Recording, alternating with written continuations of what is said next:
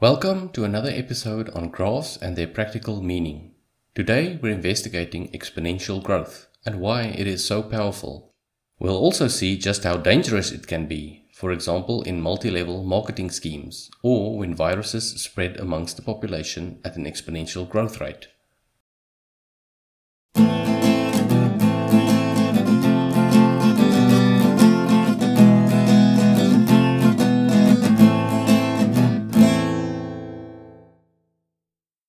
An old Indian legend about the predecessor of modern-day chess goes, in short, as follows.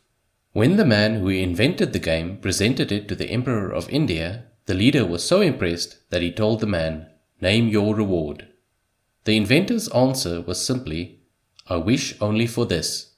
Give me 1 grain of rice for the first square of the chessboard, 2 grains for the next square, 4 for the next, 8 for the next, and so on for all 64 squares, with each square having double the number of grains as the square before." The emperor was quite amazed that the man asked for so little, and he agreed.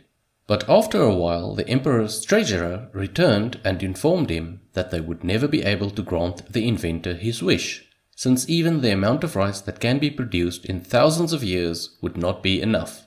Why couldn't the emperor realize right away that he would not be able to grant the wish? Our brains aren't used to thinking in terms of such large quantities.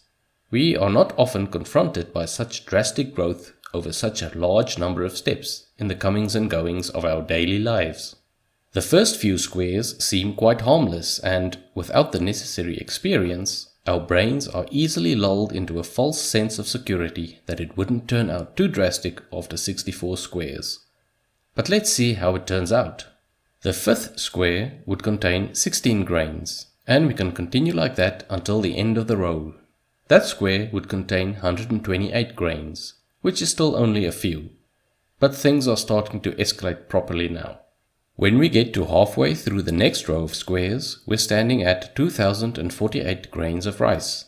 While that is indeed a large number of grains, it's just about equivalent to a portion of rice. So let's work with a bowl of rice from now on.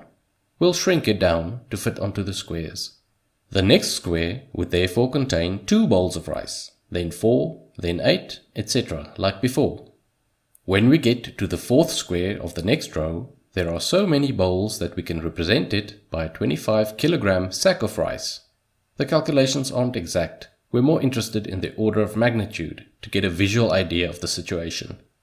But we have already worked through 2.5 of the 8 rows, and 25 kilograms of rice is really not much for an emperor of a country, so how bad can it get? If we keep doubling the sacks until we get to the 3rd square of the 4th row, we'll have so many sacks that we can now represent them by a 3-ton truck filled with rice. Then we keep doubling, and by the end of the row, it is roughly equivalent to 100 tons of rice. And we're only halfway through the squares. 1 grain has been doubled and redoubled up to 100 tons of rice in only 32 squares. Just think about how much rice you'd require at the last square if you keep doubling the rice at the same tempo that increased 1 grain to 100 tons. And then you'll still have to add up all the rice on all of the squares. These are numbers that very few of us ever really meet in our lives. The formula for this scenario on an XY graph is y equal to 2 to the power of x, where x equals 0 represents the first square and x equals 63 the last. If we draw it together with a straight line graph y equals x plus 1, we see that they don't differ too much at first, so our brains aren't overly concerned. But as soon as we move forward a few more steps, we see how quickly the exponential curve leaves the straight line behind.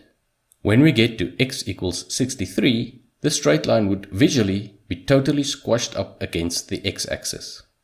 A similar scenario is known as multi-level marketing. A myriad of these schemes exist, each with some novelty attached to try and separate it from the rest.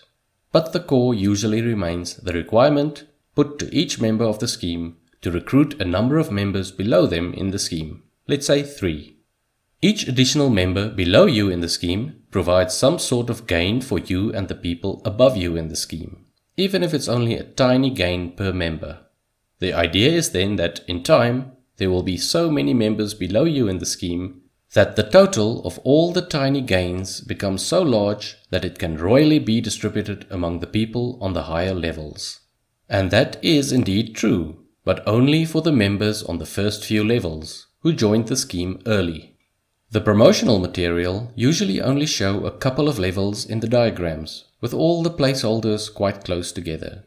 But just as the grains of rice become significantly more after even a few steps, we quickly need a lot more people to start filling additional levels. Where we could fit everybody in quite close together for 3 levels, we have to add in a lot more space between the people at the top levels in order to fit everybody in when we get to level 5. While level 3 required only 9 people, level 5 already requires 81. And just as the 25 kilogram sack of rice wasn't significant to the emperor, 81 people also seems insignificant in the bigger picture. But when we move down a few more levels, the exponential growth kicks in properly. If every single person on the planet would buy into this scheme, we wouldn't even be able to complete 22 levels.